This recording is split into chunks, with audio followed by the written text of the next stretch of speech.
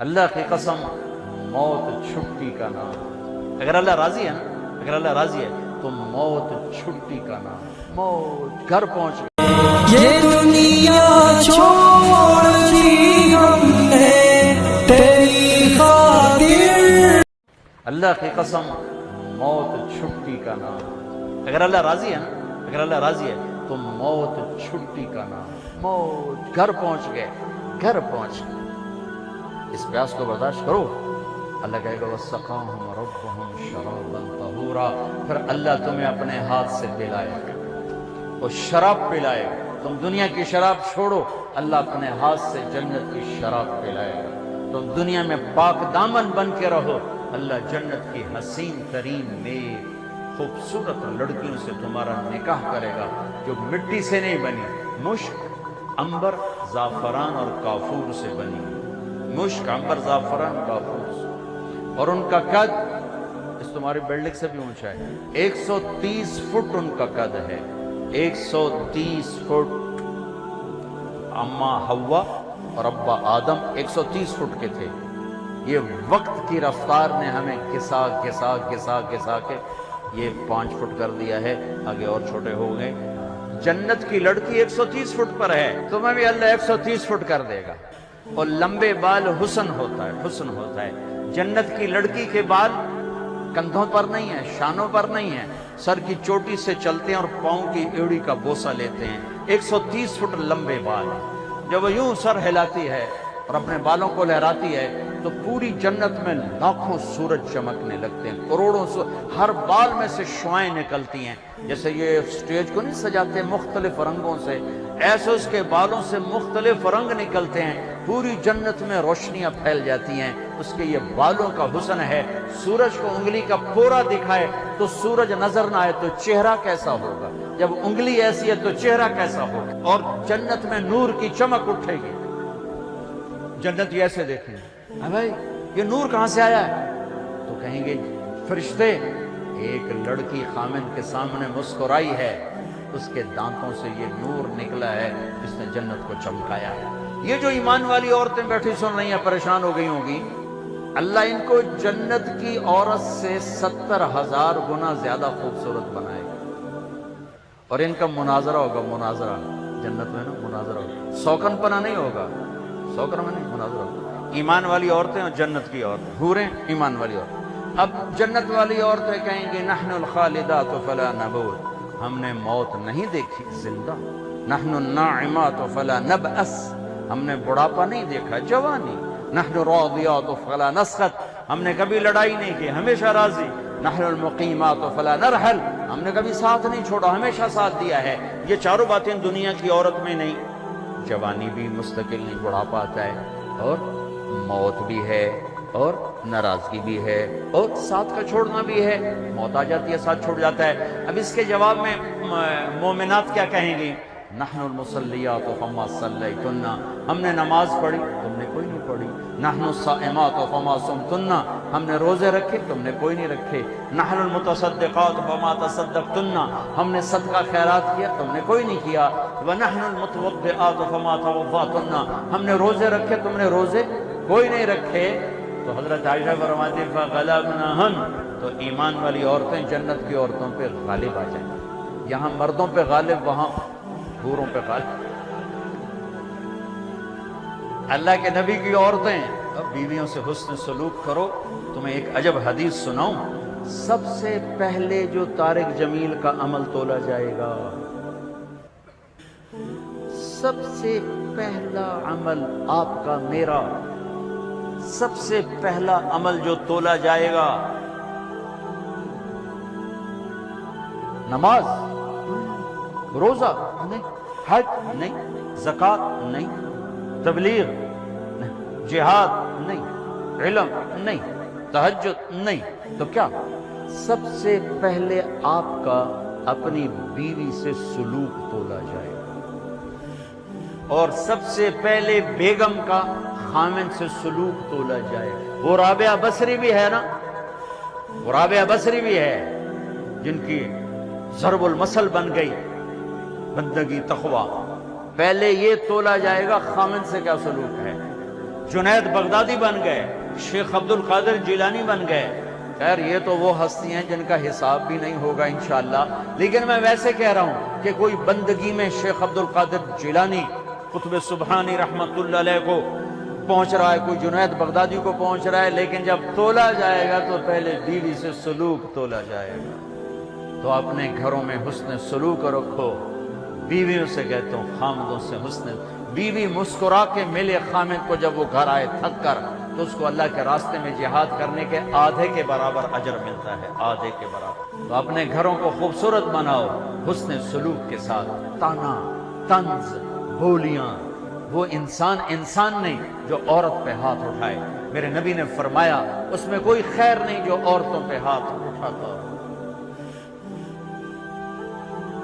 आखिरी खुतबे में औरतों को हिस्सा दिया, बीवियों को, खामदों को नहीं, औरतों को। इस्तौसो बिन्निसाए खैरा, यहां से पैराग्राफ शुरू होता है और लंबी इबारत आपने सिर्फ औरतों के हुकूक बयान फरमाए।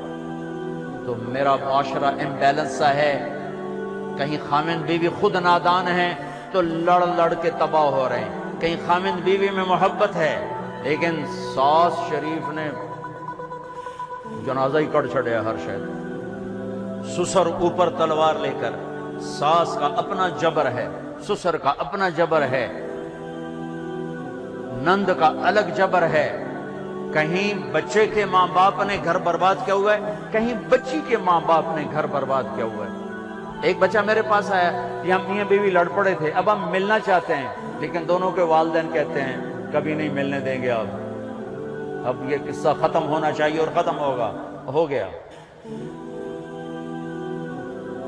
ये जबर, ये जुल्म, चूंकि हमारा जॉइंट फैमिली सिस्टम है, मैं हाथ जोड़ता हूं, मैं किसी रिश्ते को उछालना नहीं चाह रहा, लेकिन जो घरों में हो रहा है मैं बता रहा हूं। कहीं खामिद नादान है, बीवी के साथ बदतमीज है, कहीं बीवी नादान है, खामिद के साथ बदतमीज है, कहीं दोनों बहुत अच्छे हैं लेकिन खामिद के माँ बाप का जुल्म है, कहीं बच्ची के माँ बाप का जुल्म है, कहीं बहन भाइयों का जुल्म है। अल्लाह के वास्ते अपनी हुदूद में रहो, अपनी हुदूद में रहो। यही तुम्हारी यूनिवर्सिटी में पिछली दफा बयान करके आया, ऑफिस में बैठा था, एक बच्ची बाहर रो रही थी। तो मुझे कहा एक बच्ची बाहर रो रही, आपसे मिलना चाहती। तो मैं चला गया, साथ ऑफिस के छोटा सा कमरा है, तो फिर भी रो रही। मैं समझा शायद मेरा बयान सुन के कोई ज्यादा असर ले लिया है।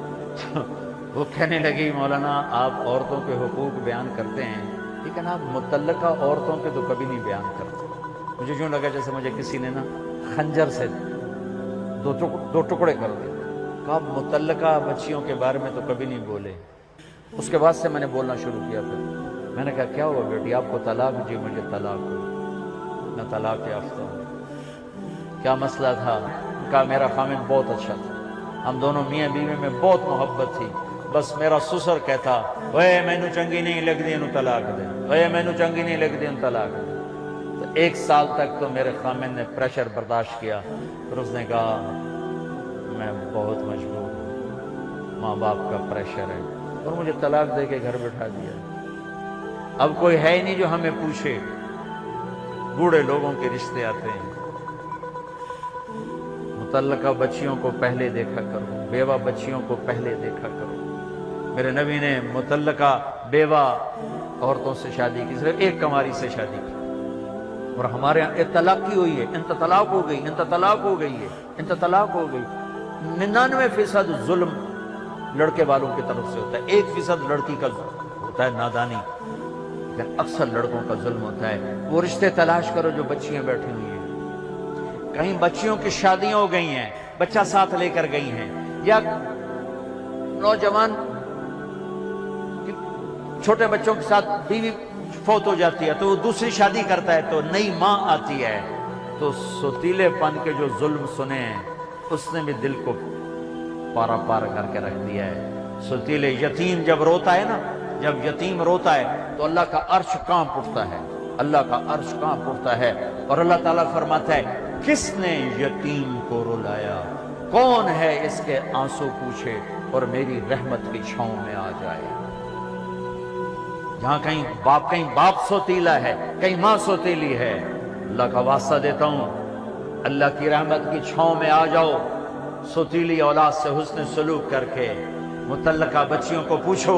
اس کے بعد پھر میں نے یہ حدیث میں نے پڑھی تھی، بیان نہیں کرتا تھا، بھول گیا تھا. میرے نبی نے فرمایا تمہیں سب سے اعلیٰ درجے کا صدقہ بتاؤں، سب سے اعلیٰ درجے کا صدقہ بتاؤں، سب سے اعلیٰ درجے کا صدقہ. جی کیا؟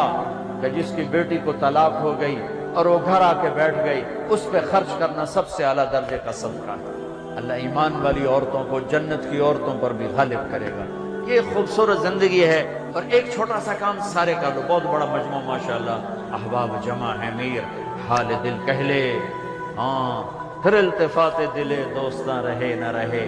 میں آپ سب نوجوانوں سے ایک مطالبہ کرتا ہوں، آج بیٹھے بیٹھے توبہ کر، توبہ کر. اللہ کی قسم، اللہ کی قسم آپ کہو گے نا یا اللہ میری توبہ، آپ ایسے نکلو گے گناہوں سے جیسے مکھن سے بال نکلتا، اور یوں پاک ہو جاؤ گے جیسے ماں کے پیٹ سے آج نکلے ہو. اللہ کو معاف کرنا اتنا اچھا لگتا. یہ نہ ڈرنا کہ میں نے مانچسٹر میں بیان کیا، یہ توبہ کی بات کی. ایک نوجوان آ گیا 35-36 سال، مولانا کیا واقعی اللہ معاف کر دیتا ہے؟ وہ اتنا سہمے ہوئے. ہمارے نوجوان خطیبوں نے نا لوگوں سے اللہ چھین لیا ہے، اتنا خوفناک کر کے دکھایا ہے تو لگتا ہے بھئی دوزخ ہے، جنت کے سپاس سے وسدی کوئی نہیں. اچھا اللہ معاف کر دے گا؟ میں نے کہا جی. کیا واقعی معاف کر دے گا؟ میں نے کہا جی میرے بہت زیادہ گناہ ہیں. میں نے کہا بچہ تیری عمر کیا جو کہہ رہا تیرے بہت زیادہ گناہ ہیں؟ اور تو اتنے گناہ کر کہ میں گناہوں پہ دلیر نہیں کر رہا، میں مایوسی سے نکالنے کی بات کر رہا ہوں. کہ ہمارا نوجوان یا بوڑھا کہتا جی میرے گناہ ہی بہت زیادہ ہیں، میری کیسے توبہ ہوگی، میری کیسے معافی ہوگی؟ میں یہ بتانا چاہتا ہوں کہ میرا اللہ کہتا ہے دھرتی گناہوں سے بھر دے اور اٹھا کر آسمان کی چھت کو لگا دے اور پھر ایک دفعہ کہہ دے یا اللہ معاف کر، تو میں سارے ہی معاف کروں سارے. تو اب تو سب بچے بیٹھے اور بوڑھے ہوں گے تو 60-70 سال 80 سال اس سے زیادہ کہوں.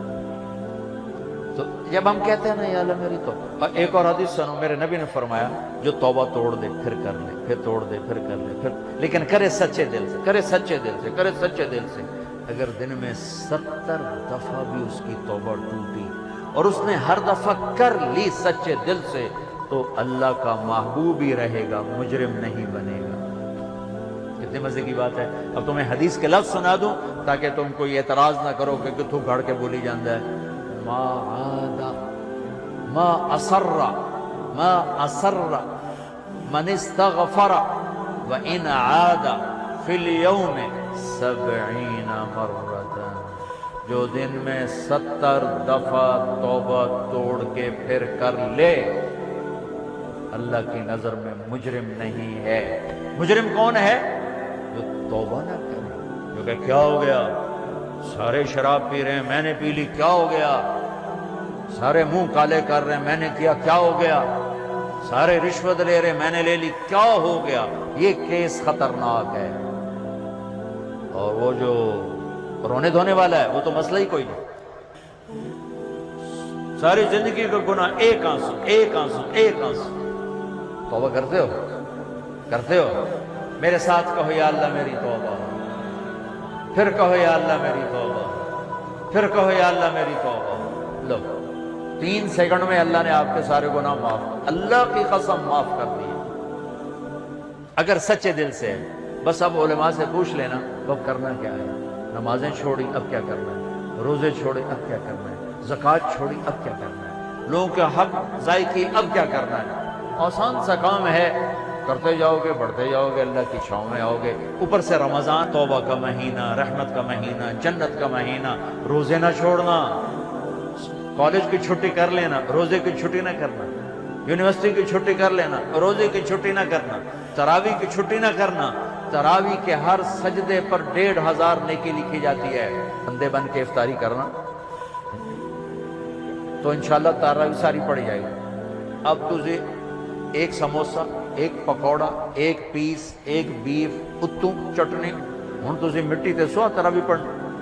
تجھے تو پائے ہو کہ مجھ طرح ہوں کہ میں اٹھوں تو اٹھیا ہی نہیں جانتا. تھوڑے کو فرض نہیں پڑے جانے تجھے تراویح کتوں پڑھنی ہے.